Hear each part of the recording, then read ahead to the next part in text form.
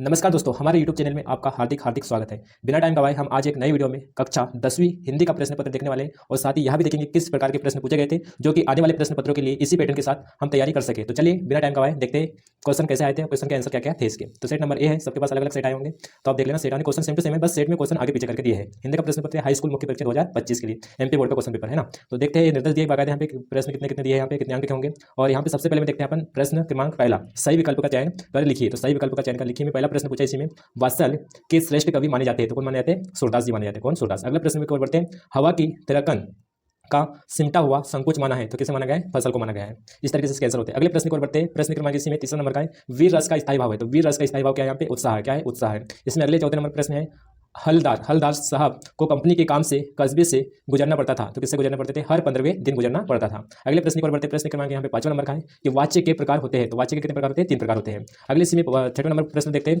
मधु कंकरिया की सहेली का नाम है। तो क्या था? प्रिया वधा था। क्या था? प्रिया वधा। इस तरीके से 7 नंबर का ऑप्शन आपको यहाँ पे सही होता है। अगले प्रश्न पर बढ़ते प्रश्न क्रमांक दूसरे में आते हैं, रिक्त स्थानों में सही विकल्प का चयन कर लिखिए। तो इसमें रिक्त स्थानों में सही विकल्प का चयन कर लिखिए। तो पहला प्रश्न देखते हैं अपन, परशुराम ने खालिस्तान का वध किया था। तो किसका कहते हैं? यहाँ पे सहस बहु का वध किया था। अगले इसमें दूसरा नंबर, कामयानी एक खालिस्तान है। तो क्या है? महाकाव्य। क्या है? महाकाव्य। अगले तीसरा नंबर के यहाँ पे रस के खालिस्तान भेद है। तो कितने होते हैं? 10 भेद है। जिसने पढ़ के गया हूँ तो बहुत अच्छे क्वेश्चन पेपर आया था, इसमें बहुत आसान से कर पाए होंगे, अच्छे से पूरे सही सही आंसर किए होंगे। अगले इसमें चौथा नंबर का है, बाल गोविंद भगत की अवस्था खालिस्तान थी। तो कितने यहाँ पे? 60 के ऊपर थी। कितने? 60 के ऊपर थी। अगले इसमें 5वां नंबर का, जीजी विसा शब्द का अर्थ है। तो क्या है?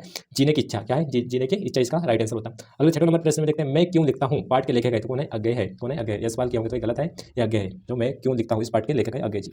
अगले प्रश्न को बढ़ते प्रश्न क्रमांक इसमें तीसरे नंबर में देखते हैं, सत्य असत्य चुनकर लिखिए। तो सत्य चुनकर लिखिए। तो इसमें है पहला नंबर प्रश्न में देखते हैं यहाँ पे, इसमें है पहला, दूसरा, तीसरा, ये तीनों के तीनों क्या है? असत्य है। बाकी नीचे के तीनों के तीनों क्या है? सत्य है। अब यहाँ पे पढ़ लेना अच्छे से, कमल तालाब को छोड़कर आकाश में खिल रहे हैं। तो जो असत्य है। चौपाई छंद अर्ध सममात्रिक छंद है, जो कि असत्य। सममात्रिक छंद है ना, सममात्रिक छंद है तो सत्य होता है, अर्ध सममात्रिक है तो यहाँ पे असत्य हो जाएगा। शीला अग्रवाल मन्नू भंडारी की माँ थी। तो जो कि असत्य है।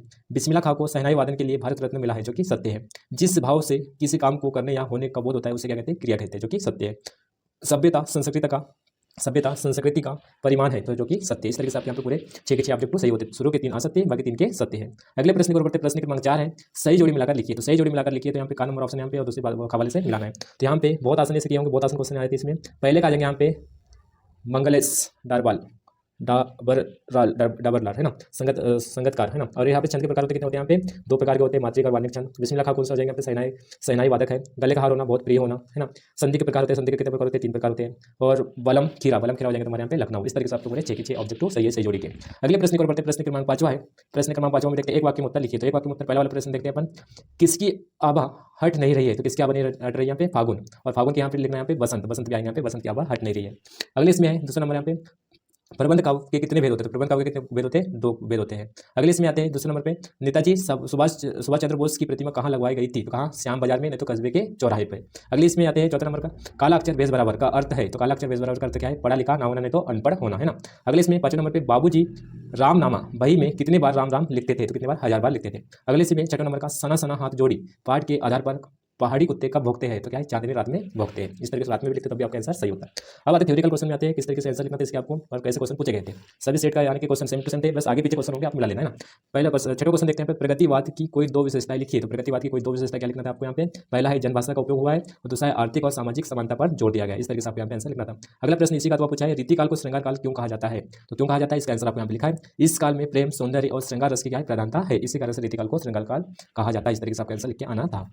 अगले प्रश्न को बढ़ते प्रश्न क्रमांक 7वां है, कवि सूरदास अथवा जयशंकर प्रसाद की काव्यगत विशेषता निम्न बिंदु के आधार पर लिखिए। तो पहले यहाँ पे 2 रचनाएं लिखना था, 2 में से किसी एक का लिखना था, दोनों को नहीं लिखना है ना, मैंने दोनों को लिख के बताया आपको, जो अभी याद होंगे उसको लिख के आना था। तो इसमें दूसरा नंबर का भाव पक्ष। तो यहाँ पे पहले सूरदास की 2 रचनाएं, यहाँ पे सुरसागर और साहित्य लहरी, और इसमें जयशंकर प्रसाद की है कामिनी और लहर और झरना। और इसमें आपको यहाँ पे भाव पक्ष लिखना था, दोनों के यहाँ पे श्रृंगार वर्णन हुआ है, भक्ति भावना और प्रकृति का चित्रण और छायावाद के जनक कहलाते। इस तरीके से आपको यहाँ पे अपने हिसाब से भाव पक्ष उनके बारे में लिखना है। अगला प्रश्न है 8वां नंबर का, गोपियों ने उद्धव से योग की शिक्षा कैसे लोगों को देने की बात कही है। तो कैसे लोगों को देने की बात कही है? जिनकी इंद्रिया व मन उनके बस में नहीं होते, उनको योग शिक्षा देने की बात कही है। गोपियों ने उद्धव से योग की शिक्षा कैसे लोगों को देने की बात कही? तो जिनकी इंद्रिया मन या उनके मन या इंद्रिया अपने बस में नहीं, उनको देने की बात की है, जैसे कि गोपियों को। अगले इसी में है, फसल उपजाने के लिए आवश्यक तत्व कौन कौन से हैं? तो कौन कौन से होते हैं यहाँ पे? पानी, मिट्टी, सूरज की रोशनी, हवा, पोषक तत्व, तापमान, जलवायु, सभी तत्वों की आवश्यकता होती है फसल को उपजाने के लिए। 2 में से किसी एक को करना था, जो आसान लगे आपको है ना। अगले प्रश्न को बढ़ते हैं। प्रश्न क्रमांक 9 है, नब्बे में क्या पूछा था यहाँ पे राम लक्ष्मण परशुराम संवाद पाठ के आधार पर राम के स्वभाव की दो विशेषता लिखी। तो पिछली बार यही वाला क्वेश्चन पूछा गया था, राम की जगह किसके बारे में पूछा था, परशुराम के स्वभाव की विशेषता। तो दोनों में कंफ्यूज मत होना, कुछ लोग बच्चे यहाँ पे परशुराम के बारे में लिख के आगे होंगे। तो यहाँ पे क्या लिखना था, यहाँ पे आंसर में राम के स्वभाव की बात लिखना था। तो कोमल और विनयी स्वभाव के होते हैं यानी कि थे राम, और यहाँ पे वे बड़ों के प्रति श्रद्धा और आदर रखते थे। इस तरीके से आपको यहाँ पे उसकी विशेषता लिखना था, राम के स्वभाव की विशेषता, ना कि परशुराम के बारे में लिखना था।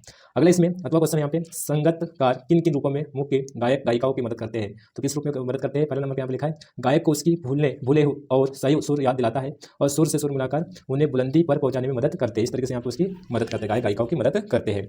इसी में अगला क्वेश्चन यहाँ पे 10वां खंडकाव्य किसे कहते हैं। तो खंडकाव्य की परिभाषा यहाँ पे लिखा है जीवन की किसी एक घटना को लिखा गया, जीवन की किसी एक घटना के बारे में लिखना, उसको क्या कहते हैं, खंडकाव्य कहते हैं। और इसी में तो क्वेश्चन यहाँ पे अतिशयोक्ति अलंकार की परिभाषा उदाहरण सहित लिखिए। इसका आंसर क्या है, जब किसी वस्तु व्यक्ति या घटना का वर्णन जरूरत के ज़्यादा बड़ा चढ़ाकर दिया जाए तो वह अतिशयोक्ति अलंकार होता है, जो कि बड़ा चढ़ाकर बोला जाए। जैसे कि उदाहरण के लिए उसके रोने से सारा समंदर भर गया, तो क्या रोने से क्या समंदर भरता है, यानी कि बड़ा चढ़ाकर बोलना, वो क्या कहलाता है, अतिशयोक्ति अलंकार कहलाता है। उसका उदाहरण लिखा है उसके रोने से सारा समंदर भर गया, इसका उदाहरण है अतिशयोक्ति अलंकार का उदाहरण।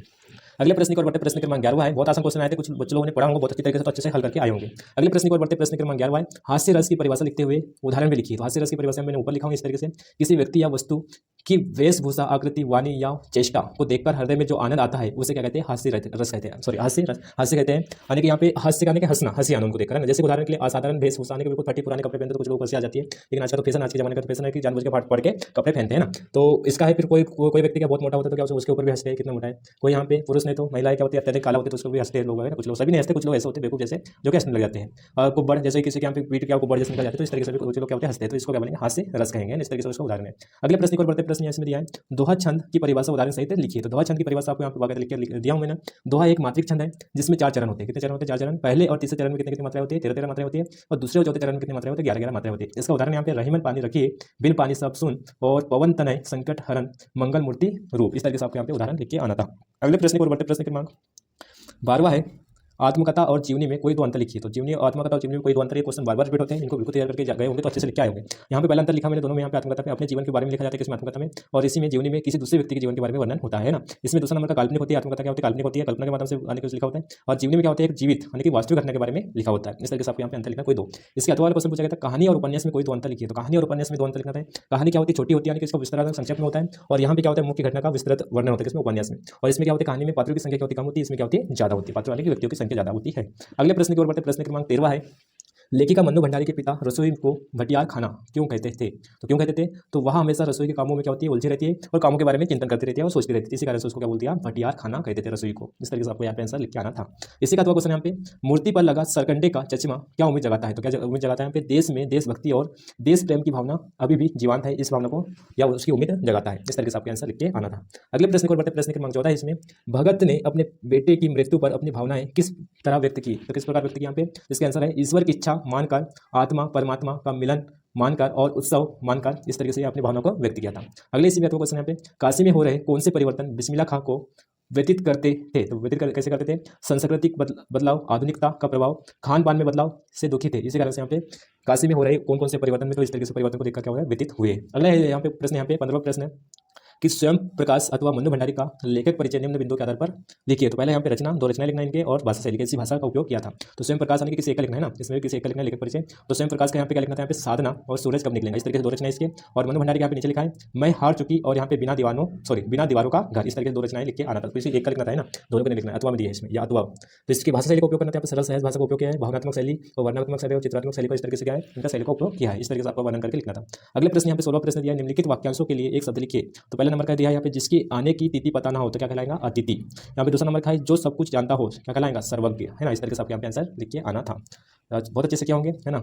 और इसी का अथवा क्वेश्चन दिया है इसमें समास विग्रह करके समाज का नाम लिखिए। तो समास विग्रह करना है आपको यहाँ पे देशभक्ति, तो कौन सा यहाँ पे समाज, तत्पुरुष समाज, इसका समास विग्रह क्या है यहाँ पे, देश की भक्ति। इस तरीके से आपको यहाँ पे आंसर लिखना था। दूसरा है गंगा यमुना, तो यहाँ पे द्वंद्व समाज है, दो यहाँ पे क्या, दो वर्डों का उपयोग यहाँ पे गंगा और यमुना, इसका क्या होगा, समास विग्रह होगा। इस तरीके से क्या अलग अलग शब्दों को करना, इसको क्या कहेंगे, समास विग्रह। उसका नाम भी है द्वंद्व समास और तत्पुरुष समाज। इस तरीके से आपके आंसर सही होते हैं। अगले प्रश्न को बढ़ते, प्रश्न क्रमांक 17वां में देखते हैं यहाँ पे 17वां क्या दिया है, कभी श्वेत तो कभी रंगीन पताकाओं का पहराना किन अलग अलग अवसरों की ओर संकेत करता है। यानी कि यहाँ पे पताका है रंगीन और श्वेत, यानी कि व्हाइट और रंगीन। इस तरीके से फैलाने का मतलब क्या है, किन अवसरों को संकेत करता था। तो श्वेत के बारे में समझते पहले शांति और धार्मिक अवसरों का प्रतीक होती है, और यहाँ पे रंगीन क्या है, उत्सव और सांस्कृतिक अवसरों का प्रतीक होता है। इस तरीके से आपके आंसर लिखना है 2 पॉइंटों में, है ना। इसी का तो क्वेश्चन दिया है भोलानाथ और उसके साथियों के खेल और खेलने की सामग्री आपके खेल और खेलने की सामग्री से किस प्रकार भिन्न है। तो यानी कि यहाँ पे भोलानाथ और उसके साथियों के खेल और अभी के बच्चों के खेल की सामग्री में किस प्रकार भिन्नता है, इसके बारे में आपको लिखना है। तो यहाँ पे भोलानाथ के टाइम पे यहाँ पे क्या है, खेल के आंगन और खेतों पर पड़ी चीज़ों का इस्तेमाल करते थे और खेलने के लिए उपयोग करते थे। लेकिन अभी के टाइम क्या है, अभी के बच्चे क्या, आज के बच्चे के लिए क्रिकेट, वीडियो गेम और कंप्यूटर गेम आदि का उपयोग करते हैं खेलने के लिए। और पहले के टाइम पे क्या है, यहाँ पे मुफ्त में चीज़ें मिल जाती थी खेलने के लिए, और अभी के टाइम पे क्या है,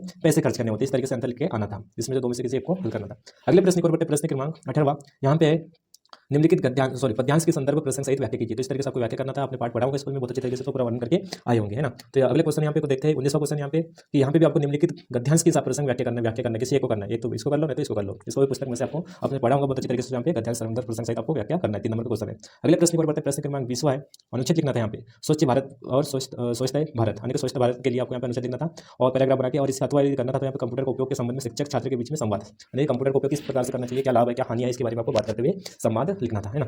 अगला क्वेश्चन दिया है यहाँ पे 21वां प्रश्न, निम्नलिखित अपठित गद्यांश अथवा काव्यांश को पढ़कर नीचे दिए गए प्रश्नों के उत्तर लिखे। इसमें से आपको यहाँ पे पूरा पढ़ने के, यहाँ पे गद्यांश को पढ़ना है, मैं तो काव्यांश भी दिया इसके नीचे में, जो आसान लगे, आसान तो यही लगता है बच्चों को, है ना। तो इस वाले क्वेश्चन को किया होंगे काफी बच्चों लोगों ने। यहाँ पे क्या इसका क्या लिखना था, प्रश्न दिया होती है, इसमें सबको आंसर ढूंढ के लिखना है। इसका शीर्षक क्या हो जाएगा, मन की एकाग्रता, है ना। तो मन की एकाग्रता इसका क्या हो जाएगा, यहाँ पे शीर्षक हो जाएगा। इसका दूसरा नंबर प्रश्न यहाँ पे मैंने कोष्टक यहाँ पे लिखा भी हूँ, उत्कृष्ट पद प्राप्ति के लिए एकाग्र मन से पढ़कर परीक्षा में उत्तम श्रेणी प्राप्त करना आवश्यक है। इस तरीके से आप यहाँ पे आंसर लिख सकते हैं ना, उस वहीं से देखकर आपको आंसर लिखना। 4 नंबर क्वेश्चन यहाँ पे ना। अगला तीसरा नंबर प्रश्न दिया, उपयुक्त गद्यांश का सारांश लिखना। तो सारांश में कुछ नहीं करना होता है, इसमें से कुछ पॉइंट अपने शब्दों में वर्णन करना होता है, इसी में से पूरा पैराग्राफ को पढ़कर, है ना। इस तरीके से आपको सारांश लिखना होता है। अगले प्रश्न को बढ़ते हैं, प्रश्न इसमें अथवा दिया है, काव्यांश इसको ना करें तो अच्छा रहेगा, जिसकी अच्छी प्रैक्टिस होगी, जो पढ़ाई की होगी, तो उन लोगों के लिए अच्छा होता है ये वाला काव्यांश वही आंसर लिखने के लिए। अगला इसमें प्रश्न में देखते हैं, प्रश्न क्रमांक 22वां है। तो प्रश्न क्रमांक 22 में अपने नगर के नगरपालिका अधिकारी को अपने वार्ड में व्याप्त गंदगी को दूर करवाने हेतु एक शिकायती पत्र लिखिए। तो आने की शिकायत के रूप में एक पत्र लिखना है जो कि गंदगी के बारे में होना चाहिए। अथवा वाला क्वेश्चन दिया था, अपने प्रिय मित्र को वार्षिक परीक्षा में प्रथम श्रेणी में उत्तीर्ण होने पर बधाई पत्र लिखना था, जो तुमसे आसानी से बन जाए वो वाला क्वेश्चन हल करके आना चाहिए, जो कि किए भी होंगे आप लोगों ने। अगले प्रश्न को बढ़ते, प्रश्न क्रमांक 23वां है, जो कि लास्ट है। निम्नलिखित विषय में से किसी एक विषय कितने विषय दिए, 5 विषय दिए, तो रूपरेखा सहित सार गंभीर निबंध लिखिए। तो कितने 120 शब्दों में लिखना था यहाँ पे। पर्यावरण प्रदूषण, दूसरा कंप्यूटर का महत्व, तीसरा नंबर वर्तमान समय विज्ञान का महत्व, और चौथा नंबर का जीवन में खेलों का महत्व, और 5वां नंबर का नई राष्ट्रीय शिक्षा नीति, यानी कि आज की जो नई राष्ट्रीय शिक्षा नीति है उसके बारे में आपको लिखना था। तो जो आसान लगे उसमें से कर देना था यहाँ पे। और पर्यावरण प्रदूषण बहुत आसान है ना, जो एवरेज बच्चे बिल्कुल कमजोर और अच्छे से लिख पाएंगे तो कंप्यूटर का महत्व, और यहाँ पे अगला वाला वर्तमान समय में विज्ञान का महत्व, और जो मैच खेलते होंगे उसके खेल के बारे में लिख सकते हैं यहाँ पे, जीवन में खेलों का महत्व क्या होता है। इस तरीके से आप यहाँ पे पूरे के पूरे आंसर लिख सकते हैं और अच्छे नंबर प्राप्त कर सकते हैं। आई होप कि आपका पेपर बहुत अच्छा गया होगा, और इसी तरीके से वीडियो देखने के लिए हमारे चैनल को सब्सक्राइब करें और शेयर करें और अधिक से अधिक लाइक करें, है ना। आपका दिन शुभ हो। इसी तरह से वीडियोस देखने के लिए नेक्स्ट वीडियो में फिर से मिलेंगे, तब तक के लिए नमस्कार।